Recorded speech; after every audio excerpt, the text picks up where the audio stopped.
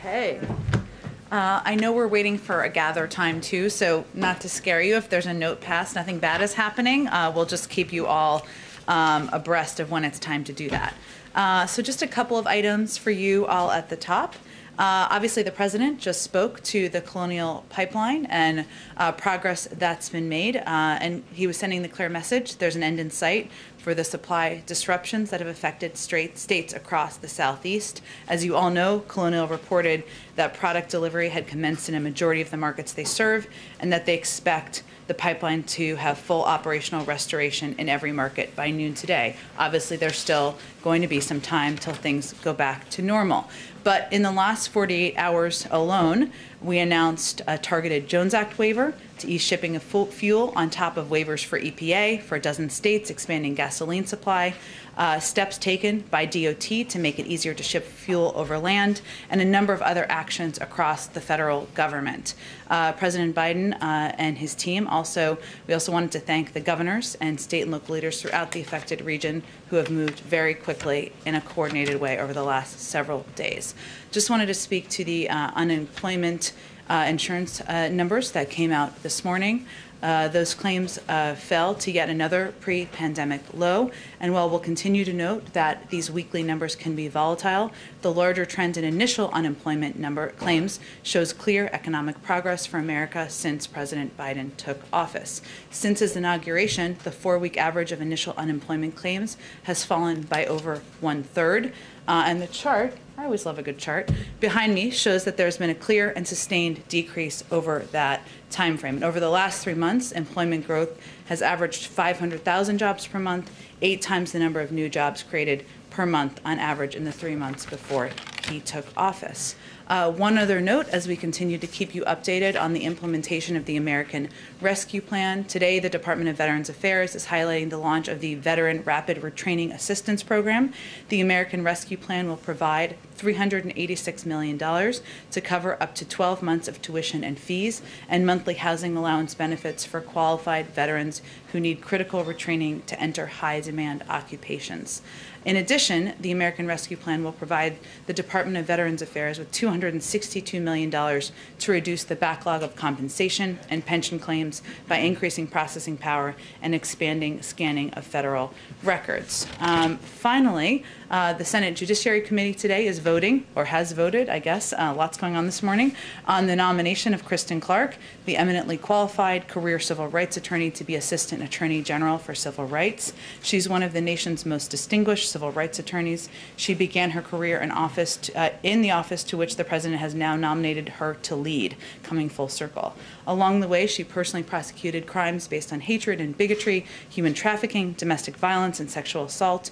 She has served at 2 of the nation's oldest civil rights organizations, working on virtually every area of civil rights: voting rights, equal education and employment, fair housing and lending, environmental justice, disability rights, LGBTQ rights, and I could go on. If confirmed, she would be the first woman confirmed to lead the DOJ's Civil Rights Division. With that, Jonathan, go ahead. A quick one to start. The president in recent days has been saying with increasing certitude about his meeting with President Putin of Russia. Are you able to confirm that, even if you don't have a date or location yet, but is that part of his first trip to Europe? I don't have any additional details to confirm at this point in time. As we have confirmed from here, the follow-up to the president's meeting, or the president's invitation to President Putin, was to have conversations at a staff level through his national security team. Those conversations are ongoing. The president has said that he just reiterated that he hoped that the violence in Israel would soon stop, but it has not done so. In fact, it seems to be escalating and getting worse. Does he see the U.S. having a role in brokering some sort of calm there?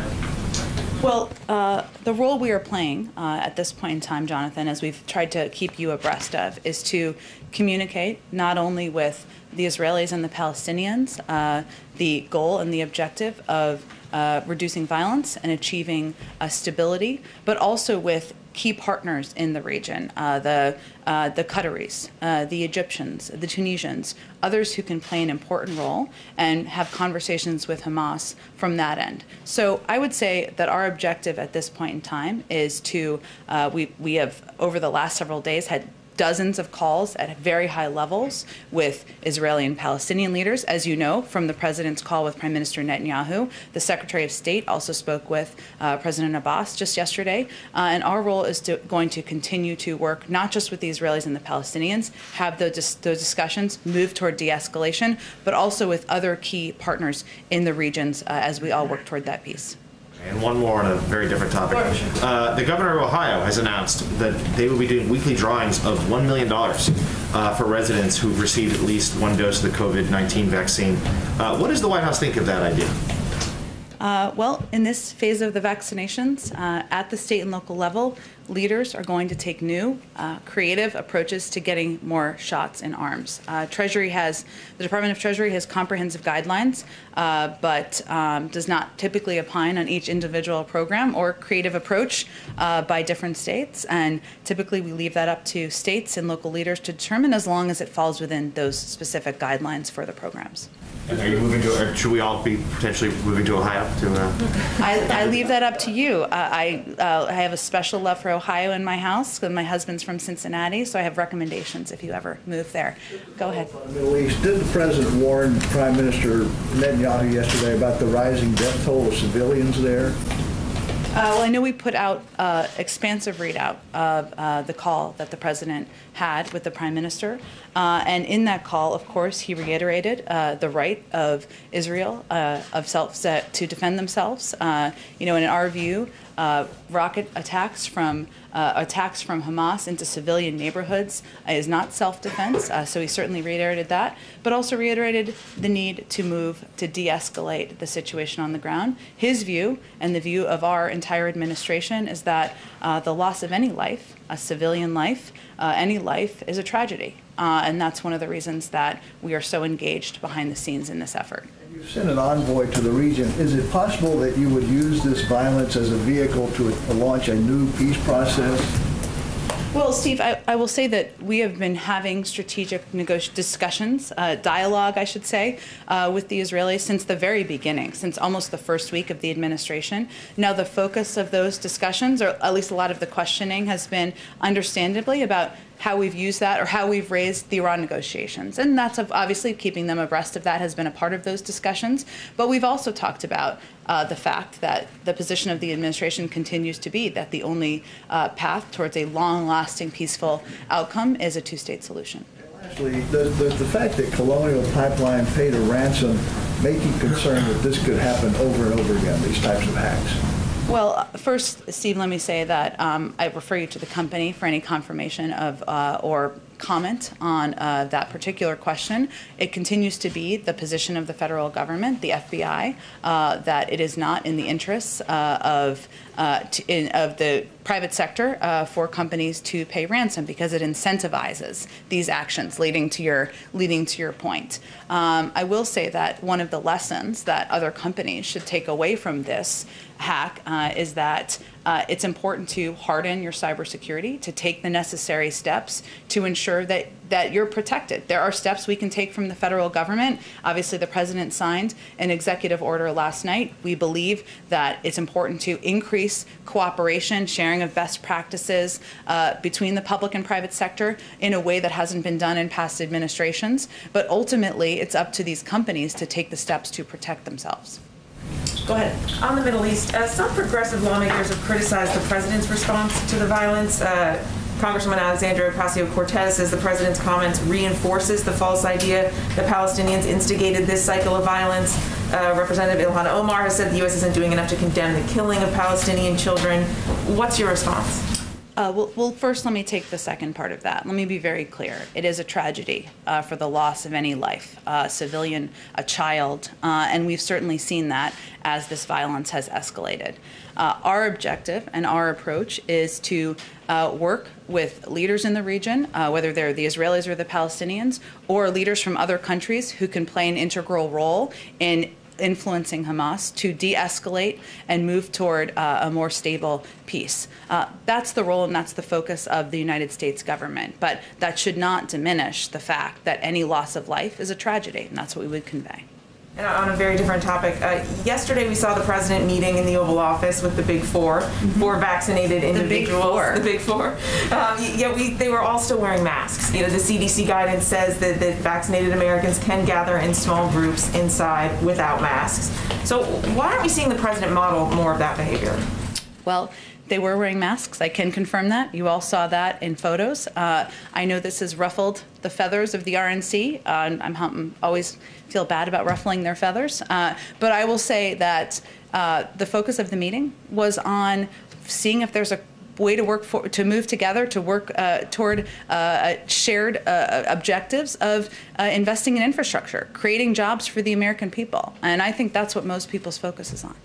But the argument has been that if you can take your mask off, that may incentivize others to get vaccinated, right? To be able to participate in some of the benefits of being vaccinated. But yet we aren't really seeing the president sort of lead by example on that. The president doesn't wear his mask when he's outside. That guidance is clear. There were a number of people in the Oval Office yesterday. Obviously, there was a whole press pool. But again, I think if the big takeaway from the meeting yesterday, I think what most people look at it and take away is that the president sat there with Democrats and Republicans. They all came out of the meeting saying it was constructive, looking to see what the path forward could be about how we can create jobs and rebuild roads, rails, and bridges. And that was what the objective of the meeting was. Go ahead. Just to confirm, Ohio is a great state. The president's mentioned this a couple times. You just mentioned it. Is the expectation in terms of the regional players in the Middle East that you guys want to kind of follow a model of 2014, perhaps, when Egypt played a pretty crucial role in brokering peace there? Is that what you're going for here in your contacts with those countries and key players in that region? Well, I think what our objective is in the short term, Phil, is that Egypt, Tunisia, other important countries in the region certainly can play a role in conveying to Hamas and leaders of Hamas the reasons for de-escalation and how that could be beneficial. And that's a role they have played historically at moments in time. Obviously, every conflict is different, unfortunately, but certainly many of these countries and their leaders have played this role in the past, and we certainly will look to them and continue to look to them to play a role moving forward. Just two quick ones on the economy. Senator Mitch McConnell said that based on the meeting yesterday, the president understands that the 2017 tax law is no longer a part of the conversation about financing any bipartisan infrastructure deal. Is that an accurate assessment of the state of play? Well, what the president understands is there's agreement, as is evidenced by Senator McConnell's comments, that we need to invest in infrastructure. We need to create jobs, that bridges are not Democratic or Republican. They don't have party affiliation, it turns out. How to pay for it has long been the area where we need to find more common ground. The president's proposed a way to pay for it. We have not seen proposals that wouldn't raise taxes on people making less than $400,000 a year. So if they feel that changing the 2017 tax laws, bringing it back to the rates that were the rates when George W. Bush was president, raising taxes on just 1% of Americans is not the way to do it, then we welcome what their alternatives are.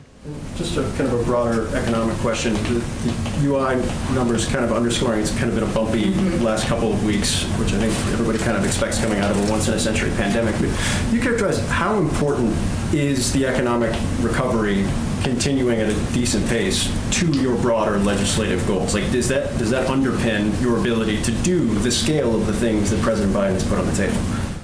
Well, I would unpack that a little differently. We know that continuing to increase the pace of vaccinations, getting more people vaccinated, is going to have a direct impact on people going back to work for a range of reasons, including people feeling safe to do so, including childcare facilities opening up so that people can send their kids there. And we know that that has had a big impact. Of course, over time, these are twin crises that are related. But the proposals the president has made for the American Jobs Plan, for the American Families Plan, there are certainly some impacts that will be very beneficial over the short term. Additional assistance for childcare, of course, beginning to put more and more people back to work. We know there's more we need to do. More than 8 million people are still out of work. But these are also proposals and ideas that have a long-term impact, that will increase our competitiveness over the long term, that will help ensure we can compete with China. So, there's an argument to be made that we need to get through continue to get through the crisis we are in, but we also need to think about what's next and how we're building the workforce of the future, and that will continue to be his argument. And just to put a quick finer point on it, broader point being, because of the long-term effect of the proposals that were put on the table, what happens with economic numbers in the near term has no effect whatsoever on the president's decision to pursue those going forward. Well, first I would say we look at averages, right, over the course of time. So we've created about 500,000 jobs on average over the last few months, and we know these numbers and these data can go up and down. We also know, and this is why I referenced the pandemic, because we know that there has been a massive increase over even just the last month in the number of people who have been vaccinated in comparison with what the numbers were in the week that they were measured for this month's jobs numbers. That was a bit of a roundabout, but I was trying to get to a point there. So we know that. There's no question also, and economists have said that these proposals, the American Jobs Plan, would help put more people back to work. There's more we need to do, but it's both, right? So it doesn't impact the fact that we still need to do more over the long term for competitiveness, but certainly as we still see more than 8 million people out of work, it is a reminder of the need to do more now, and that the economy needs more now, and that we need to do more now across communities to create jobs. Go ahead. Thanks. I just have a few questions on Colonial and the Sure. Jones waiver, if you're willing. Can you identify the name of the tanker yet? I cannot. I would point you to the Department of Homeland Security. Okay. And then can you share anything on the duration of how long the waiver will be in effect? I think with the president, what we've conveyed is as long as it is needed to address the supply. So I don't have an additional number of days or weeks for you. Okay. And then on retaliation, and the president addressed this a little bit, but would it be proportional, since now the government believes that these hackers do live in Russia? Is there any discussion about Nord Stream 2 or taking away something that Russia wants? Has there been any discussion of stopping the completion of Nord Stream 2 as retaliation for this? Well, we continue to think that Nord Stream 2 is a bad project, as you know, but there's still an ongoing investigation. Obviously, the president was speaking to what we know now, but in terms of the conclusion of that, we would point you to the FBI, and in terms of what steps could be taken, that would likely be recommended by Cyber Command, and we're just not quite there yet. On the table, is there any discussion about Nord Stream 2 or not? We're just not quite there yet. Go ahead. Thanks, Jen. Back to infrastructure. Given this red line that Republicans have when it comes to corporate tax increases, would the White House be willing to accept not paying for part or all of this plan if that's the only way to get a bipartisan deal?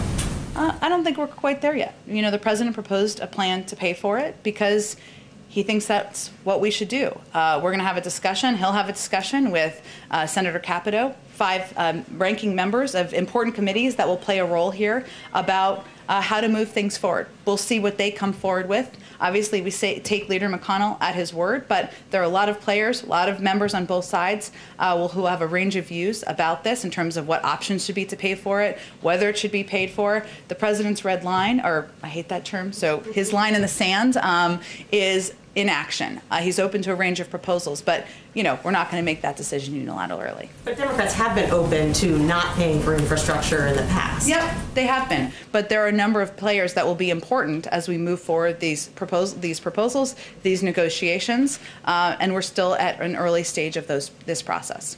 You've said many times that the president wants to see progress on this issue by Memorial Day. Is that code for if these bipartisan negotiations don't bear fruit within the next few weeks, Democrats are going to go it alone?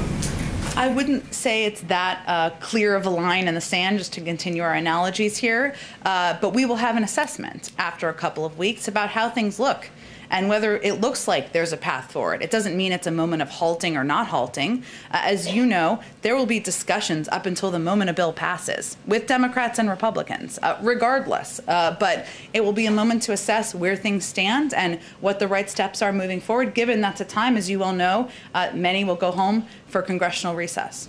And then finally on Israel, why hasn't the administration prioritized naming an ambassador to Israel? And will that name be in the next batch of ambassadors that are named by this White House? Well, I would expect we'd have more in the coming weeks on nominating an ambassador to Israel. But I will say, and having lived and served at the State Department for a couple of years. We have a very talented, trusted career diplomat who is there on the ground, who is fully engaged with the White House, is fully engaged with leaders in the region, and as is his entire diplomatic team. So I think it's important for people to understand it's not as if we're cults just because you haven't have a nominated and confirmed ambassador. That's important. But the system of governing, career staff, foreign service officers are in place so that there can be the continuity through administrations. Go ahead.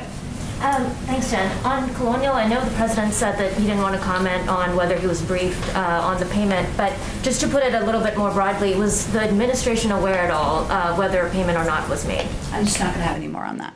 Okay. And then my colleagues are reporting that legislation to overhaul the military justice system is gaining traction in Congress. This is the bill led by Senators Gillibrand and Ernst.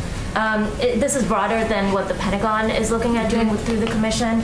Is this something that the president would support, and has he had any conversations with members of the Senate yet? Well, let me first say that, like the president recently said, we have to have an all-hands-on-deck effort to end the scourge of sexual assault in the military, underlining that sexual assault is repugnant at any time, and then we have to uproot this horrible, long-standing problem. As he promised during the campaign, he ordered the creation of an independent review commission on sexual assault in the military to take bold action to address sexual assault and harassment in the force. That work's underway. It's a 90-day process. I think they're around halfway through that 90-day period of time. So obviously these reports about support in the Senate are positive. It's a welcome development. We will see how that process moves forward. Nothing's passed either body of Congress at this point in time. And even as it's working through, the work of this commission will continue.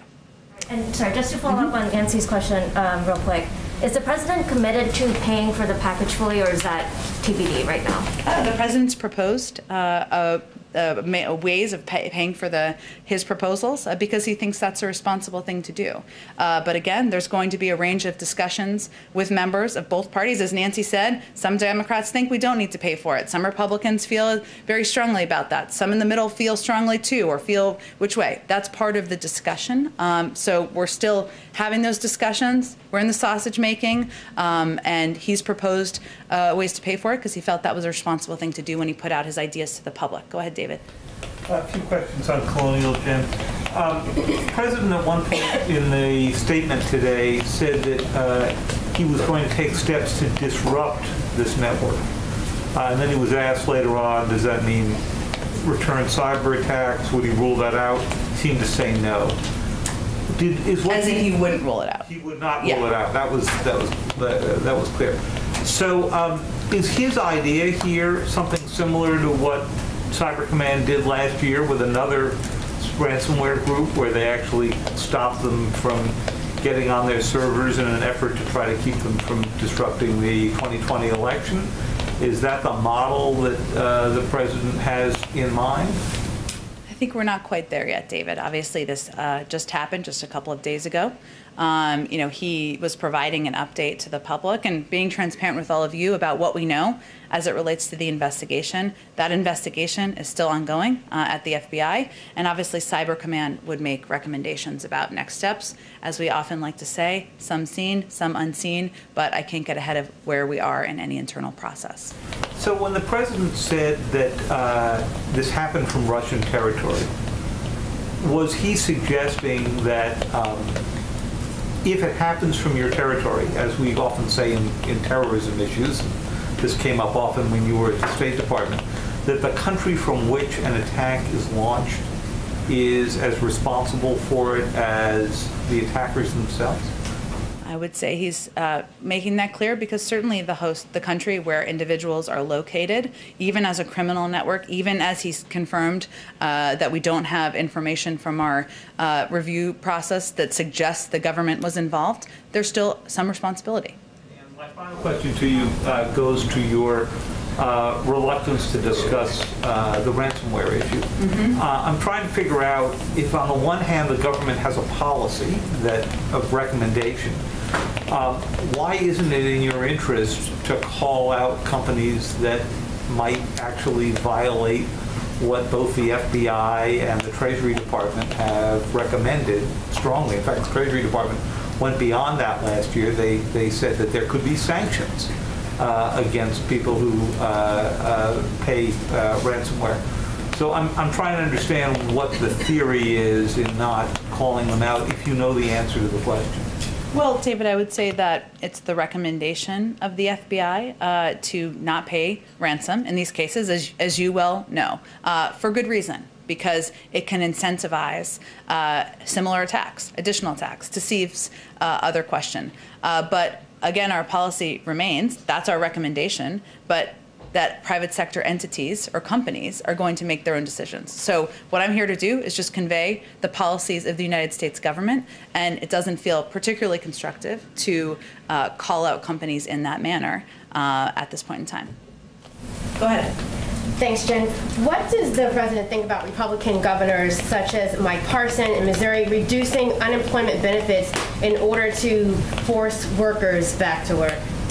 Well, what we've seen, we know there's been a lot of talking points and chatter out there suggesting that reducing or benefits, $300 a week in most cases, benefits to people across the country would incentivize them to go back to work. And frankly, we find that to be a bit off track because what we've seen in the data is that the actual issues at play here are the pandemic and people needing to address things like childcare, being fearful about going back to work before they were not vaccinated. So states, governors are going to make their own decisions, but it's important to convey, I think, that when you look at the data, when you look at the facts, we have not seen that as a widespread driving factor in people not going back to work.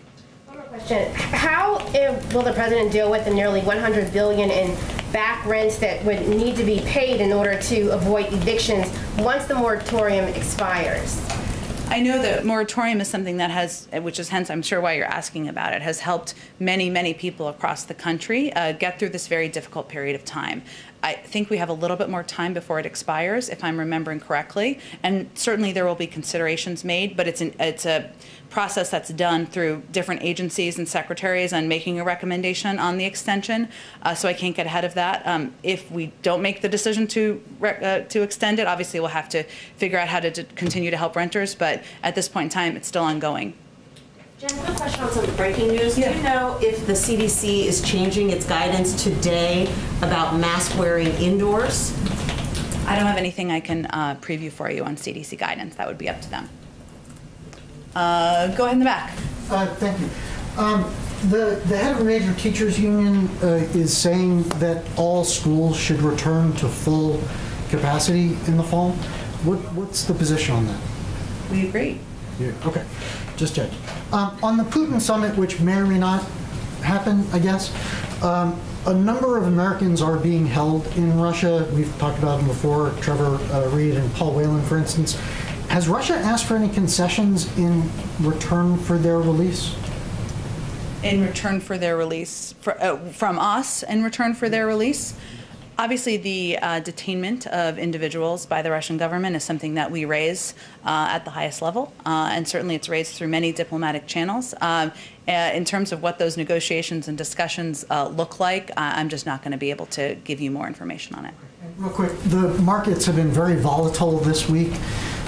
It's giving a lot of heartburn to people who are saving for retirement and other investors. How concerned is the president about that volatility and about inflation? Well, on the markets, I've been doing this long enough not to weigh in and speak to that. Certainly we have a number of people in the federal government, including our Treasury Secretary, who can speak to that more effectively than I can. I will say on inflation, we take that very seriously. The expectation from economists, both inside and outside of the government, is that the impacts of our proposed investments are transitory, are temporary, and that the benefits far outweigh the risks.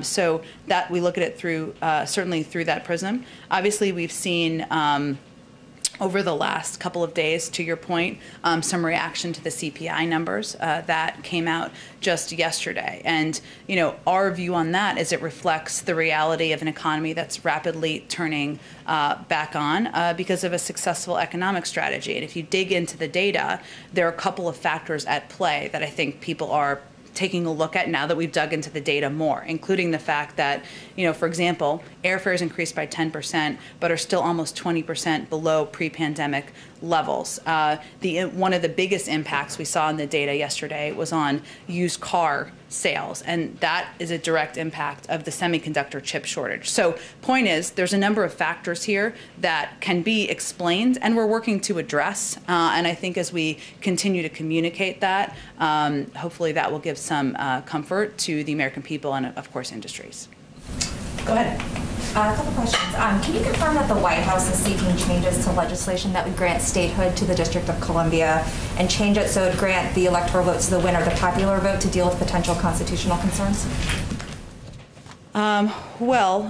We have issued a statement of administration policy, as you know, strongly backing the bill, and our view is that admitting D.C. as a state is well within Congress's power, and that the arguments to the contrary are faulty. But we also think there are ways to allay the concerns that have been raised, and that's why we're working with Congress to make the bill as strong as possible, as would be the case in nearly any negotiation or about any piece of legislation. Can you confirm that those are the changes that you are seeking? I'm not going to get into more details of it, other than we certainly would support D.C. statehood and strongly back the bill.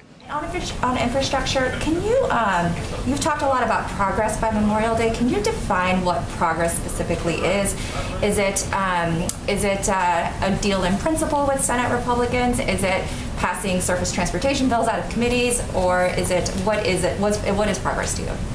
Well, I think, as I was saying in response to Nancy's similar question earlier, it's just a marking point for us to make an assessment of what we think the path forward looks like. And as you all know from covering Congress, everybody will go home on Memorial Day recess. It will be quieter over near the Capitol. Obviously, there'll be a lot of activity, as you all have seen this week, and that will continue, both at a staff level, member level, engagements with the president, other high-level members of the administration, and we'll have a feeling on what the path looks like moving forward. I don't want to define that at this point because that's not really to our advantage. There's a couple of weeks before Memorial Day, and we'll just be able to take stock of where we should proceed. And as I've said before, obviously the president wants to work in a bipartisan manner. He thinks there's opportunity to do that. He was encouraged by the openness to that in the meeting yesterday, and obviously he's going to sit down, or is sitting down shortly, you'll know, with leaders here. But his only line in the sand is inaction. Quick foreign policy one. Sure. In the readout with Prime Minister Netanyahu, there was no mention on Iran. Did the president discuss the ongoing nuclear talks with the Prime Minister? We regularly brief our Israeli counterparts on our ongoing negotiations and discussions with Iran. Rob Malley is currently taking part of those now. As an important partner in the region, we do regularly brief them. I don't have any update or anything in addition to add to the readout, but it was primarily focused, as I think was clear, on the escalation of violence happening on the ground at this point in time. Go ahead. Yes. Senator Tom Cotton says the nation's wealthiest colleges are indoctrinating young people with what he calls un-American ideas. He is proposing a new tax targeting the largest private endowments. He says it would raise $2 billion a year.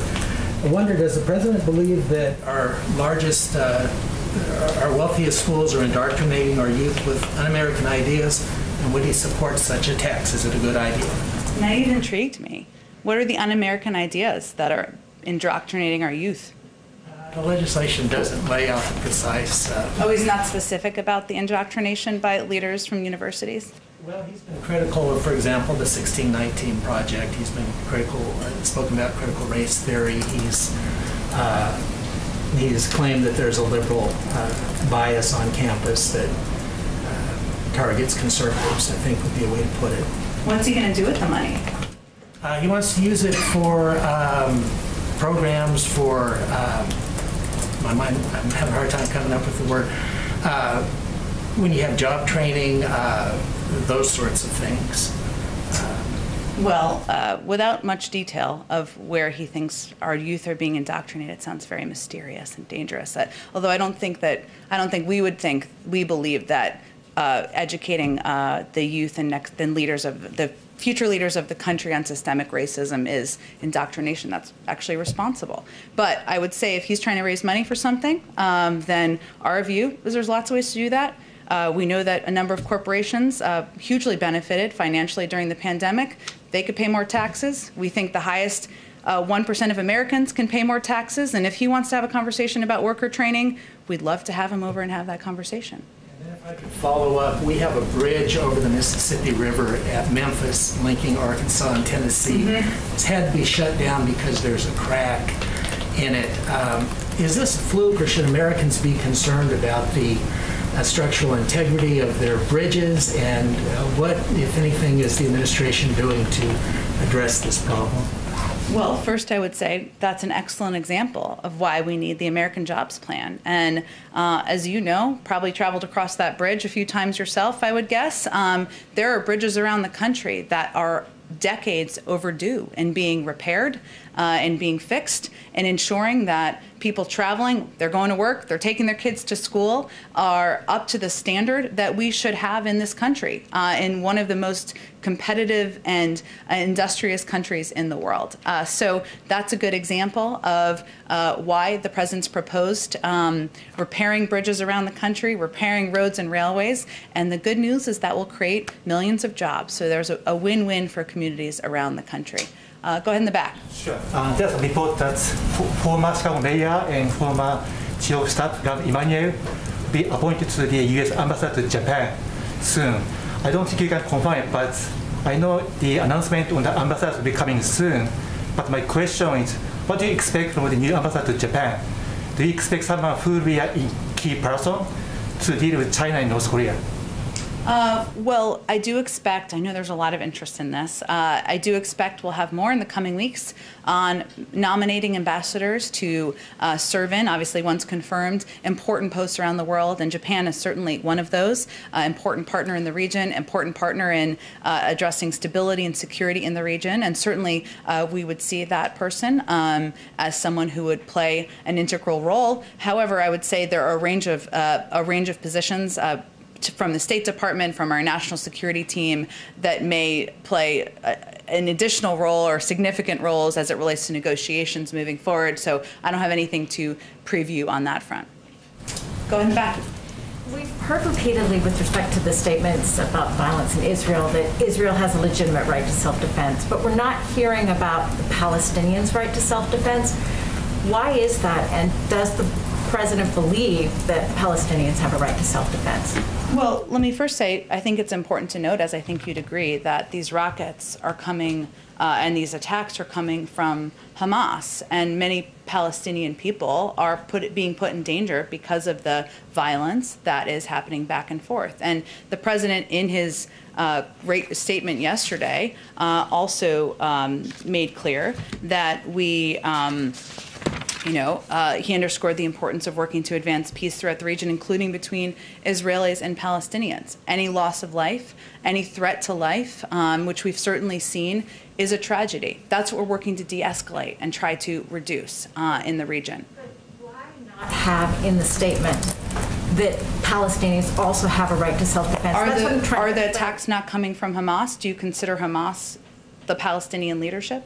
Let me rephrase the question then. You've repeatedly in the statements condemned the rocket attacks. Mm-hmm. Does the White House, does the Biden administration also condemn the evictions of Palestinians from their homes in occupied Jerusalem? We have spoken to that in our readouts, and certainly our national security advisor has raised, and we have raised at many levels, the importance of addressing the building in these communities, and the fact that in order to move forward and move toward de-escalation, that's an important issue to address. So that has come up. I think we've got to move on and let you wrap. Go ahead. Why, when Secretary Blinken called both Mahmoud Abbas and also Benjamin Netanyahu, why didn't the president do the same by only speaking to the Israeli prime minister? Are you concerned that this shows sort of a one-sided viewpoint from this administration? Well, I would say that the Secretary of State is an incredibly high-ranking member of the administration, fourth in line for the presidency, if I'm getting that correct. He's very close to President Biden, and certainly that sends a clear message about the importance of communicating with all parties in the region. And we have also had dozens of calls with a range of leaders in the region, as I've conveyed. You've been talking to the Egyptians. Have you sent any sort of message to Hamas through the Egyptians? Well, I think, Steve, the reason we're, of course, talking in part to the Egyptians and others in the region is that they have significant influence over Hamas. And unfortunately, as we saw earlier this week, assurances from Hamas that they were prepared to stand down proved false as they later launched a rocket barrage. But they are important communicators with Hamas. They can play an important role here, and that's why we're communicating with them, as well as the Israelis and the Palestinians. Thank you, Jen. Thank you, everyone. Thank you.